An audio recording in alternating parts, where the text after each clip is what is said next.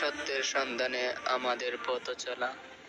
আমার নবীজি বলতে আরম্ভ করলেন, আমার সাহাবীর দলের পৃথিবীর জমিনে হিন্দু বৌদ্ধ খ্রিস্টানের কাছে মুসলমান আমার উম্মতের দল মায়ের খাইতে আরম্ভ করবেন। এমন কিছু মুসলমান আছে একটু নিরীহ মুসলমান যুদ্ধের কৌশল জানা নাই, ইহুদিদের সাথে খ্রিস্টানের সাথে যুদ্ধ করতে পারবে না, শক্তি নাই, সামর্থ্য নাই, বার্ধক্য হয়ে গেল, বৃদ্ধ হয়ে গেল, অথবা পঙ্গু হয়ে গেল, অথবা রোগাগ্রস্ত অবস্থায় আছে, বিমারে আছে। আমার নবী ডাক দিয়ে কয়, পৃথিবীর জমিনের ভিতরে যে হিন্দু বৌদ্ধ খ্রিস্টান গলা মুসলমান ছাড়া যত দল আছে সব দল একত্রিত হইয়া মুসলমানের বিরুদ্ধে যুদ্ধ ঘোষণা করতে আরম্ভ করবে। তখন আমার উম্মতের দল নিজের জান বাঁচাইবার জন্য মক্কা আর মদিনার দিকে দৌড়াইতে আরম্ভ করব। সুবহানাল্লাহ। আমার বন্ধু, আমার নবীর দরবারে সাহাবীরা বলে, ইয়া রাসূলুল্লাহ, ইয়া হাবিবাল্লাহ, নবী গো বুঝলাম না পৃথিবীর জমিনের মুসলমান কি কম হবে নাকি? আমার নবী বলতে আরম্ভ করলেন, ছড়াইয়া ছিটাইয়া পৃথিবীর জমিনে মুসলমান আছে, কিন্তু পৃথিবীর জমিনের সমস্ত পরা শক্তিগুলো একত্রিত হইয়া ফিলিস্তিন এলাকার ভিতরে বাইতুল মুকাদ্দাস এরিয়ার ভিতরের মুসলমান থাকবে সংখ্যায় কম। তাদেরকে যখন মারতে আরম্ভ করবে তখন মদিনা মুনওয়ারার দিকে মুসলমানের দল দৌড়াইব, মক্কা মুআজ্জামার দিকে দৌড়াইব। সাহাবীরা বলে, ইয়া রাসূলুল্লাহ, ইয়া হাবিবাল্লাহ, নবী গো কেন মদিনা মুনওয়ারার দিকে দৌড়াইব, কেন মক্কা মুআজ্জামার দিকে দৌড়াইব? বুঝলাম না।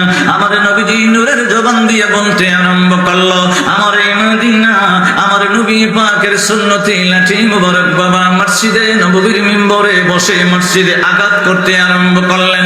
একবার আঘাত করলেন, দুইবার তিনবার করলেন, করে করে বললেন, সাহাবীর দলারে পৃথিবীর জমিনে যত ইমানদার আছে রে সমস্ত ইমানদারের আশ্রয়ের জায়গা হইল আমার সোনার মদিনা।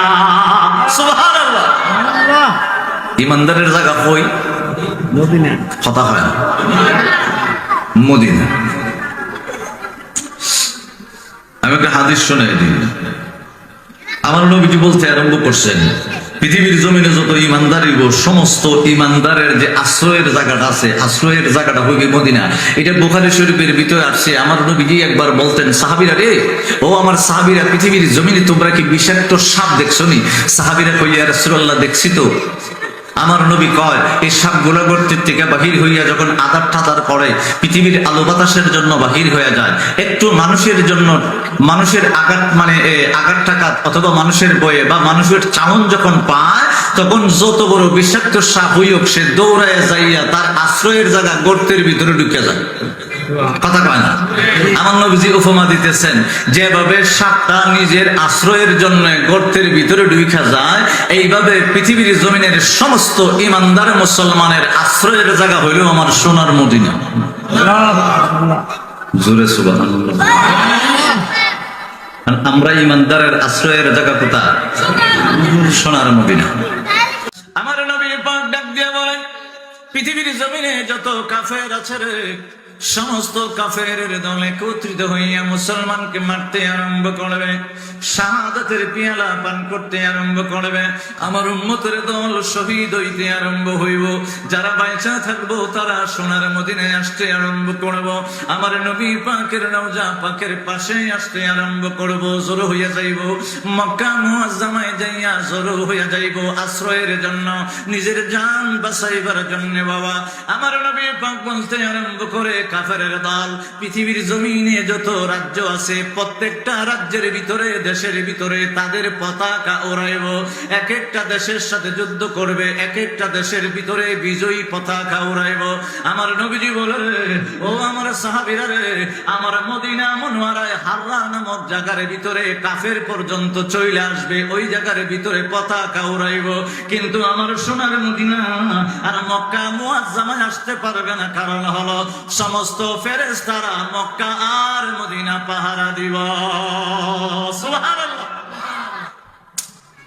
আমার নবীজি বললেন, এই আমার সাহাবীরা, আমি কেন আরম্ভ করলাম এই কথাটা? আমার উম্মতকে বাঁচাইবার জন্য।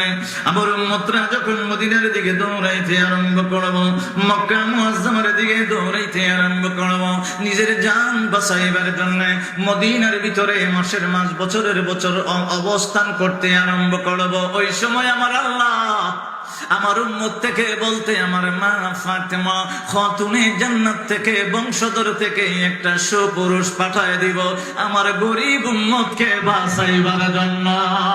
সুবহানাল্লাহ। সাহাবীরা বলে, ইয়া রাসূলুল্লাহ, ইয়া হাবিবাল্লাহ, নবী গো, আবু নবীজি কোন এলাকার ভিতরে জন্মগ্রহণ করব? এই যে উম্মতকে বাঁচায়, আপনার উম্মত আখিরি উম্মতকে বাঁচাইবার জন্য সুপুরুষ আসবে মা ফাতেমা রাদিয়াল্লাহু তাআলা আনহা বংশধর থেকে। বাবা আমার নবীজির দরবারে সাহাবীরা বলে, নবী গো, ও গো দয়াল নবীজি, কোন গ্রামের ভিতরে কোন এলাকার ভিতরে জন্মগ্রহণ করব? বন্ধু গভীর খেয়াল দিতে আরম্ভ করবেন। আমার নবী কয়, পৃথিবীর পূর্ব অঞ্চলের দিকে একটা জায়গার নাম হলো কাবাকুল, ওই জায়গাটার নাম হবে কাবাকুল। আর কাবাকুল এরিয়ার ভিতরে ছোট্ট একটা গ্রাম হবে, এটার নাম হলো কারা। ওই কারারা গ্রামের ভিতরে আমার আল্লাহ তারে পাঠাইয়া দিব। সুবহানাল্লাহ। একটু ওয়াজ মনে রেখে, এলাকাটার নাম কাবাকুল, কন্যা কি?